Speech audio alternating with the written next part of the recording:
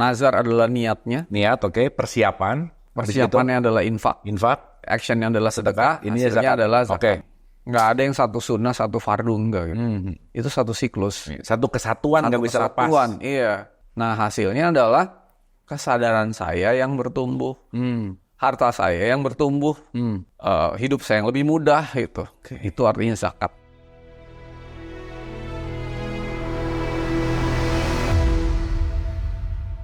Assalamualaikum, selamat datang di Ngaji Bareng dari Lisan Menuju Kesadaran. Kita kembali menyelami lagi ayat-ayat Al-Quran untuk menikmati makna-maknanya, untuk meresapi dan mengamalkannya. Karena Quran didesain bukan hanya untuk dibunyikan, Quran didesain bukan hanya untuk dihatamkan, dan kita udah paham bahwa hatam itu sempurna. Baca, pelajari, pahami, amalkan, sampai syiarkan.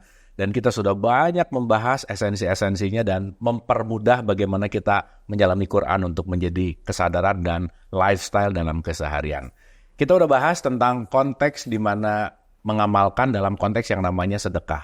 Digarisbawahi bahwa sedekah itu membenarkan apa yang dialirkan, atau mungkin kita sering dengar ada hati kecil di sini. Dan itu bukan hanya memberi dalam konteks uang, harta, tetapi saat memaafkan pun ketika ada hati kecil mengatakan untuk memaafkan, sedekah adalah mengampuni dengan hati kecil itu. Maka dalam konteks yang kemarin kita bahas, bersedekahlah baik lapang maupun sempit. Dan kita tahu bahwa lapang dan sempit ini berkaitan dengan Al-Imran 134, 135 yang sudah kita bahas. Di situ ada konteksnya surga, seluas surga, langit dan bumi, gitu, dunia dan akhirat. Dan kita akan lanjutkan dalam konteks yang namanya zakat. Lanjut Mas, gimana Mas? Ya, jadi kan pertama tuh kita harus niat. Oke, kan niat namanya yes. nazar, ya kan?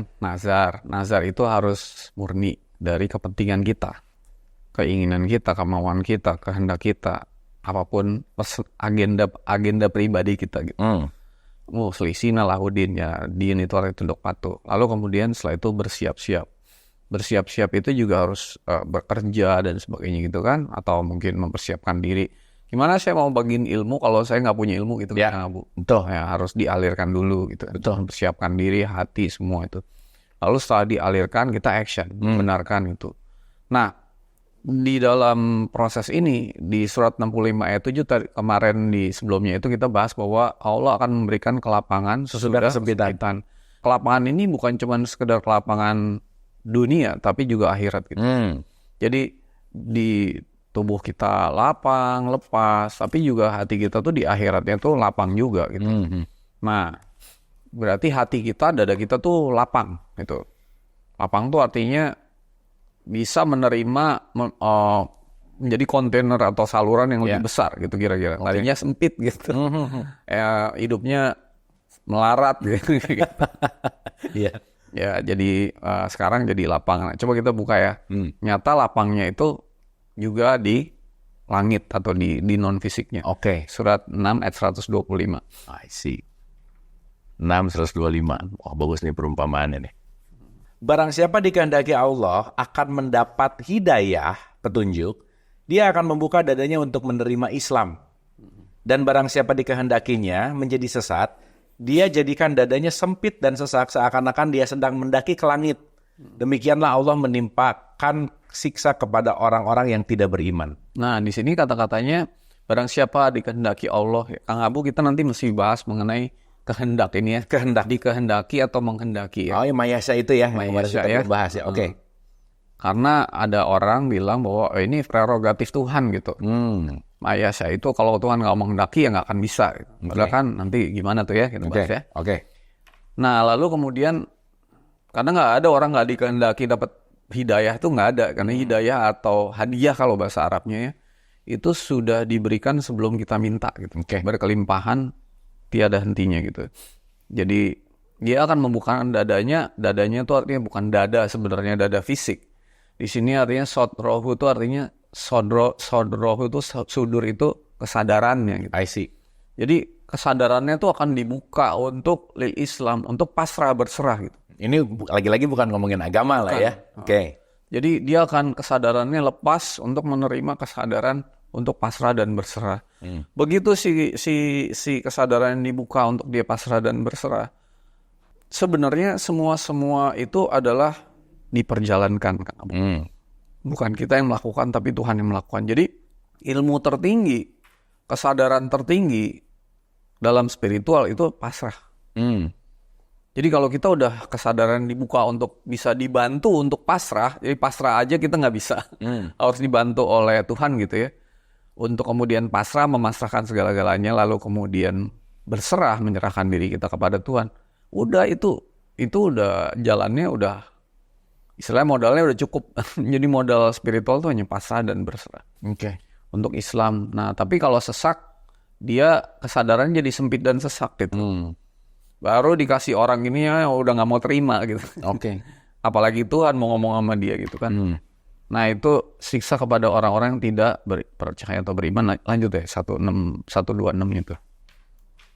Dan inilah jalan Tuhanmu yang lurus. Kami telah menjelaskan ayat-ayat kami kepada orang-orang yang menerima peringatan. Bagi mereka disediakan tempat yang damai dalam kurung surga di sisi Tuhan ya. Dan dialah pelindung mereka karena amal kebajikan yang mereka kerjakan. Jadi inilah jalan yang langsung sebenarnya tuh. Ya kan? Itu ada bahas juga di 3 fakir itu bahwa siratu rabbikal mustaqim gitu. Jadi artinya ini jalan Tuhanmu yang langsung.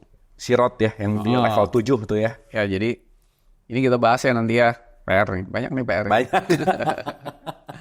Karena Quran ini ujung-ujungnya akan membawa kita kepada jalan sirotol mustaqim gitu. Jalan yang langsung gitu ya. Nah, jadi begitu kita terbuka kesadarannya untuk bisa tunduk pasrah dan berserah kepada Tuhan, itu akan ditunjukin jalan langsung habis itu. Jadi jalan langsung tuh dari kesadaran. Dan tadi kita bilang orang yang tidak menahan energi. Tuh. Gitu. Jadi di situ akan ada jalan yang langsung gitu. Kira-kira gitu Kang Abu. Oke. Nah, terus menarik nih ya Mas ya kalau kita review lagi bahwa ada infak, sedekah. Nah, zakat sendiri itu kan artinya kan murni ya Mas ya? Atau bersih lah gitu. Bertumbuh. Nah, mungkin boleh agak dielaborasi gitu Mas bahwa zakat itu kan sekarang ya, sorry ya Mas ya, kebanyakan cuma tahu 2,5% per tahun gitu. Ada zakat A, zakat B, zakat C dan seterusnya gitu. Tetapi secara hakikat kalau kita bisa bicara dalam konteks kesatuan antara infak sedekah dari nazar, infak sedekah zakat, sebetulnya zakat itu gimana sih? Nah, jadi zakat itu adalah hasilnya. Jadi satu siklus. Nazar adalah niatnya. Niat, oke. Persiapannya adalah infak. Actionnya adalah sedekah. Ini hasilnya zakat. adalah zakat. Jadi kalau saya mau nyapu halaman besok, saya berniat, itu namanya nazar. Lalu saya nyiapin sapu, pengki, pel, segala untuk saya siapin. Besok saya nyapu, itu namanya infak. Lalu besok bangun pagi saya nyapu, itu namanya sedekah. Hasilnya bersih. Lantai atau halaman yang bersih. Itu namanya zakat gitu. Jadi itu satu siklus yang semuanya sebenarnya sama. Fardu gitu. Nggak ada yang satu sunnah, satu fardu, enggak gitu. Itu satu siklus. Satu kesatuan, nggak bisa lepas. Iya. Kalau saya niat untuk nazar, kira-kira Tuhan ngasih aliran nggak, bimbingan nggak? Kan niat. Ya. Itu quote-unquote mancing lah ya. Karena saya berkehendak kan. Ya. Nanti kita bahas mayasya itu. Berkehendak. Lalu kemudian setelah saya berniat, kira-kira yang mempersiapkan ilmunya, hartanya, apanya semua kan milik Tuhan kan. Pasti Tuhan bantu kan untuk berinfak itu, ya kan. Kayak berinfaklah di jalan Allah katanya gitu. Ya. Artinya dibimbing sama Tuhan gitu. Lalu waktu action, saya dibimbing sama Tuhan tuh. Membenarkan petunjuk yang ada di nazar dan infak itu kan dibimbing tuh. Betul. Bahkan bukan sekadar dibimbing, harusnya pada satu titik kita tidak melakukan apa-apa. Kita hanya yang melakukan semua tuh Tuhan melalui tangan saya, lewat bibir saya, mulut saya, pikiran, pendengaran, penglihatan, hati, semua tuh Tuhan yang lagi pakai gitu. Nah hasilnya adalah kesadaran saya yang bertumbuh, harta saya yang bertumbuh, hidup saya yang lebih mudah gitu. Itu artinya zakat. Coba kita buka ayatnya ya. Sebelum situ Mas ada pengalaman gini Mas. Tentang aliran. Pernah dalam satu kondisi ngelihat ada orang yang minta tapi tuh nggak pengen nolong gitu Mas. Ada rasa gitu ya, nggak pengen gitu. Udah aja. Terus di momen setelahnya itu ketemu teman, dia tuh nggak ngomong dia perlu bantuan gitu. Tapi entah gimana pengen nolong aja sama dia. Begitu abis nolong, ya maksudnya membuka conversation, baru dia ngomong bahwa iya memang sebetulnya saya lagi gini gitulah kira-kira. Nah, itu kan aliran yang dalam konteks ya ketika ketemu si peminta-minta ini nggak pengen ngasih, tapi justru ke yang nggak kelihatan minta-minta pengen ngasih, itu aliran nggak sih Mas sebenarnya? Aliran. Iya kan, gitu kan? Iya. Iya. Oke. Nggak semua orang minta tolong harus ditolong, nggak Bu? That's it. Yes. Pertolongan terbaik tuh kadang-kadang mendoakan, bukan menolong. Menolong secara fisik. Iya. Karena Tuhan sedang memberikan pelajaran pada dia, jadi kita tuh harus berbuat baik di sisi Tuhan. Gitu. Kalau Tuhan lagi ngasih pelajaran, kenapa lu tolongin dulu nih? Jangan lu tolongin yang ini. Ya, karena itu dalam pembelajaran dia bertumbuh kan. Iya. Kalau kita tolongin kan kita jadi nggak satu ini dengan Tuhan, satu visi. Gitu. I see. Kita kan membenar, kita lagi sodakoh. Betul. Kita tanya dulu dong ke Tuhan. Benar. Apa yang dialirkan, baru kita bisa sedekah. Benar nggak? Membenarkan aliran itu sebenarnya. Benar. Tapi di satu sisi juga pernah habis ngasih kesal sih Mas. Ya itu makanya. Biasanya sama saudara sendiri. Sama saudara sendiri, orang-orang terdekat. Habis gitu habis ngasih kesal, minta tolong lagi jadi bergantung gitu. Aduh udah deh. Gitu Iya, betul. memang beneran deh. Oke Mas, gitu lanjut. 92 ayat 18 2:18 sampai 21. Oh, oke. Yang menginfakkan hartanya di jalan Allah untuk membersihkan dirinya. Alladzi yu'ti malahu yatazakka, gitu kan? Malahu yatazakah. Yang menafkahkan Oke. untuk menumbuhkan atau membersihkan. Oke. Dan tidak ada seorang pun memberikan suatu nikmat padanya yang harus dibalasnya. Iya. Tetapi dia memberikan itu semata-mata karena mencari keridhaan Tuhannya yang maha tinggi. Dan niscaya kelak dia akan mendapat kesenangan yang sempurna. Jadi untuk bisa ila tiha wajhi rabbil a'la. Wajhi itu wajah, Kang Abu. Wajah itu artinya bertemu Tuhan. Oke.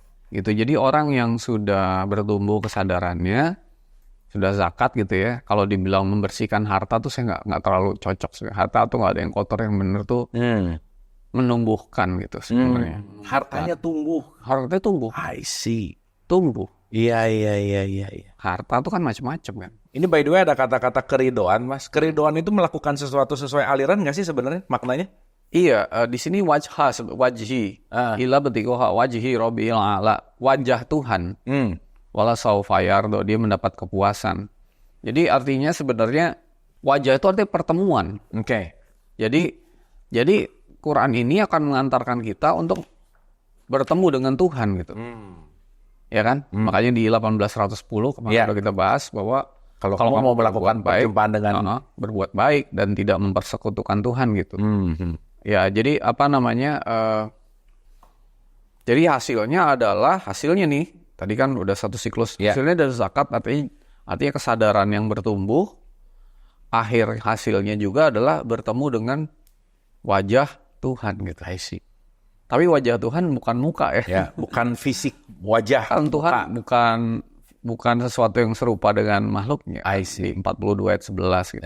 Isa kamisli syai'un. Jadi wajah Tuhan ada di mana? Di mana-mana. Ya kan 215. Iya. Kemanapun kamu menghadap, itu ada wajah Tuhan. Jadi artinya kita bertemu dengan jalan langsung untuk ketemu wajah Tuhan. Itu adalah balasan dari orang-orang yang sudah zakat gitu. Oke. Thank you Mas. Jadi kita terbuka banget ya teman-teman. Semoga mulai bisa menyelami lagi terminologi yang kadang-kadang kita ucapkan sehari-hari, yang kita bahas sehari-hari atau tahu sehari-hari, ternyata dalam perspektif kesadaran, dalam perspektif hakikat, ke dalam konteks Al-Qur'annya banyak sekali kita melihat dan memperdalam apa yang sudah kita lakukan sebelumnya. Nah, di review sedikit bahwa pertama, konteks mengamalkan itu atau kita bicara dalam konteks khatam itu sempurna itu bukan hanya dibaca, sekali lagi bukan hanya 30 juz, tetapi baca, pelajari, fahami, amalkan sampai nanti kita siarkan. Nah, amal yang terbaik itu adalah mensodakohkan atau membenarkan apa yang dialirkan. Maka nazar kita udah bahas, pertama ada niat dulu, habis nazar persiapan menjadi infak, habis itu membenarkan menjadi sedekah, dan setelah itu bertumbuhnya dalam konteks apapun, konteks yang entah itu harta, entah itu pengetahuan, itu menjadi zakat. Dan ini semua menjadi satu siklus yang seyogianya mari kita lakukan dalam keseharian untuk kita bisa mendalami Al-Quran lebih baik lagi. Terima kasih.